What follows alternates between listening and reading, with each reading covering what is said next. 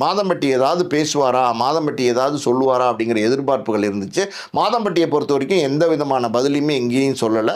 இந்த பக்கம் பார்த்தீங்கன்னா, மாதம்பட்டி ரங்கராஜனுடைய மனைவி, அவங்க பேர் ஸ்ருதி. அவங்க வந்து பார்த்தீங்கன்னா, ஒரு சோசியல் மீடியால சில மாதங்களுக்கு முன்னாடி ஒரு போஸ்ட் போட்டிருந்தாங்க.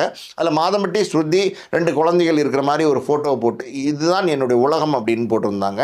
ஸோ இது மட்டும் தான் அவங்க சொல்லியிருந்தாங்க. மொத்தத்தில வந்து மாதம்பட்டியோ இல்ல வந்து அந்த ஸ்ருதியோ வந்து இது பத்தி சம்மந்தமா எதுவுமே சொல்லல.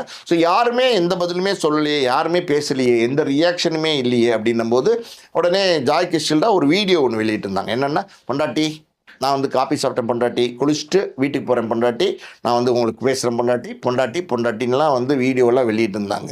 ஸோ அது வெளியிட்டதுக்கப்புறம் பார்த்தீங்கன்னா, பெரிய லெவல்ல வந்து சர்ச்சையாச்சு. மாதம்பட்டி என்ன இப்படியெல்லாம் பண்ணியிருக்காரு அப்படின்றது. ஸோ இந்த இடத்துல வந்து நம்ம ஜாய் கிஷ்கில்லாக்கும் சப்போர்ட் பண்ணல, மாதம்பட்டிக்கும் சப்போர்ட் பண்ணல. 2 பேருமே பார்த்தீங்கன்னா கல்பிரிட்ஸ் தான். கல்பிரிட்ஸ்னா 2 பேருமே தப்பு பண்ணவங்க தான். இது வந்து கிஷ்கில்டாவையும் நம்ம ஆதரிக்க முடியாது, மாதம்பட்டியும் நம்ம ஆதரிக்க முடியாது. ஏன்